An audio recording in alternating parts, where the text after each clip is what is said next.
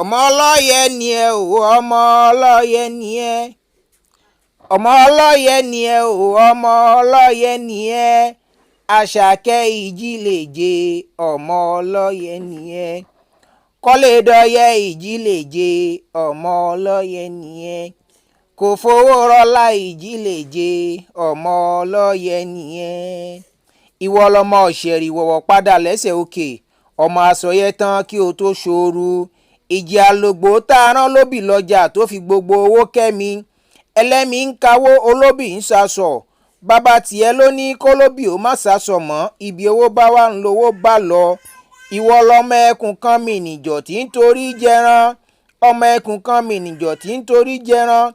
ọmọ ẹkùn kan mi nìjọ tí jẹ̀fun jẹ̀dọ̀ bòkè bọ́lé ọjọ́ ni ọ́ o ìwọ lọmọ ọ̀gbárí ẹkùn mú ní ṣóńṣó orí onílé ọyẹ ọmọ àsọyẹ sóoru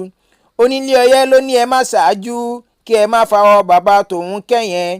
ẹ ò sì gbọ́dọ̀ kẹ́yìn kí ẹ má fawọ́ bàbá tàwa kẹ́yẹn nítorí láàrin gbùngbùn láwọ ẹkùn ń gbé onílé ọyẹ ìjì àlògbò Àṣàkẹ́ ìjì ọmọ ẹkùn níbà ìjì ọ̀lẹ́lẹ́ ọmọ àsọyẹ sóoru ìjì ọ̀lẹ́lẹ́ ọyẹ́dùn máa ròkun ìjì ọ̀lẹ́lẹ́ o Àṣàkẹ́ ìjì ọyẹ́dùn máa rọ̀ṣà ìjì ọ̀lẹ́lẹ́ ọyẹ́dùn máa rọ̀yọ́ lé káwá wọ ẹni tó ní bàbá kọ́lédọ́yẹ àlògbò Àṣàkẹ́ ìjì o ìwọ lọmọ ògbọ́gìrì òjò bẹ́wù lẹ̀ ọmọ àrọ́yẹ náà ní gbangba ọmọ ẹkùn tó tọ̀yọ́ lé wá àwọn kan wọn a máa pé òkè kì í para ìgbẹ́tì ẹni abíọ́yẹ ń lọ yẹ pa àwa máa ní òkè a máa para ìgbẹ́tì àwọn bàbá tí wá láṣọ ńláńlá tí wọ́n fi ń bora ní. ọjọ́ kẹẹ̀ẹ́dọ́gbọ̀n oṣù kẹta olọ́jọ́ tí a bí ọ sáyé kò fowórọlá ọmọ balógun ọmọ ọlọ́yẹ mọ́yìn ó yá kárelé orin ewì ń dúró dè ọ́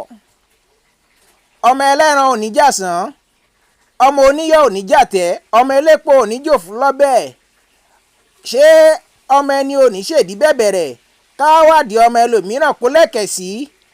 àìmọ́jó ní kàlejò máa jó kọ́mọ onílé jókòó wòran ọmọ olórin ó yá jẹ́ kí n forin ewì kí ẹ kú àjọ̀dún happy birthday Àṣàkẹ́ ọmọ mi àtàtà Àṣàkẹ́ ìjì kú ọdún ayabiamọ fún ọlọ́lá ọlọ́run ọ̀rọ̀ rẹ ti di ti pèrègùn madam kòfó ọdọọdún tá ó máa bá ọ ṣàjọ̀dún. ọmọ lára àbúrò yín lọmọ ọmọ wùmí lẹ́yìn ọmọ ṣe é ní ọmọ ọlọ́lá ọmọ pópó ọlá gan ni ọlá àwa ò ní parun kò fowó rọlá mi Àṣàkẹ́ ọlá àtúbọ̀ máa pọ̀. ọmọ balógun ládélékè ọjà Àṣàkẹ́ ò ní kánjú kú alájà àti a ò ní fi ọ́ ṣàwátì lọ́lá ọlọ́run tọ́jọ́ bá ti ń gorí ọjọ́ ẹ̀bùn olúwa ni kí o tún máa gbé o. àti àtúnlá ẹ̀bùn ọlọ́run ní ọ́ ní tòótọ́ kò fowó rọlá Àṣàkẹ́ ọlá ọlọ́run ló ń jẹ gbogbo lọmọ kú ọdún pọ́psí ẹ ló ń kí ẹ kú àjọ̀dún. ọmọ olórin ò gbọ́dọ̀ má lè ṣakọ Àṣàkẹ́ jẹ́ ká forin ewì dára sétí aráyé jẹ́ kí a fojú kọrin fún gbogbo wọn lágbo káfíńjì ètè pèdè tó rẹwà tó dùn. Àṣàkẹ́ ìjì big brothers ní kí n kí ẹ kú ọdún o imam muslim akanni sheikh abdulrahman yanda alhaji muhammad ìṣọ̀lá ọ̀rẹ́ mi àwọn ọmọ balógun wọ́n ní kí n máa kí ẹ kú àjọ̀dún pé o kú oríire wọ́n ní tó bá tún di ní àmọ́dún kí a tún wá kí ọ kú ìdùnnú. àwọn big sister náà ránṣẹ́ wá Àlàkẹ́ ìjì Àríkẹ́ ìjì àti Àjíkẹ́ ìjì àwọn ọmọ yẹ́mọ̀ọ́yìn wọ́n ní kí o má fèyí ṣàṣe mọ́ kádániwáyé ó jẹ́ kí o ṣọ̀pọ̀ ọdún lókè èèpẹ̀. alájà àti àtúlá aya balógun ló ń kí ẹ lọ́wọ́ màmá kòfó ló ń ṣàdúrà fún ẹ ó ní kí o dàgbà ọmọlára kí o dògbó lọ́lá olúwa gbogbo lọ́mọ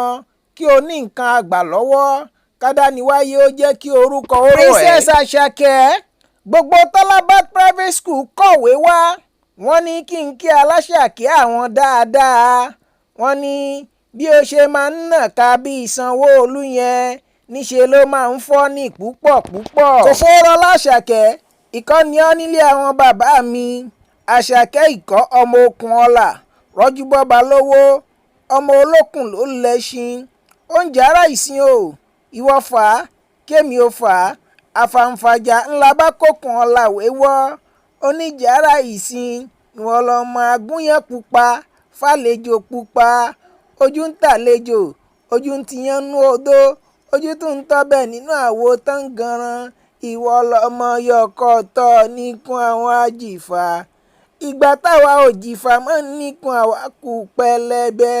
ọlọ́mọ agúnyán tán fòdó bomi epo. Happy birthday my dear daughter, long life and prosperity. Mo kí ẹ ọmọ mi Àṣàkẹ́ lórúkọ èmi ẹbí mi àtàwọn olólùfẹ́ Akewi Agbaye Akẹkọọ Akọka nílé àti lẹ́yìn odi a kí ẹ pé o kú ọdún o ọdún ayabo.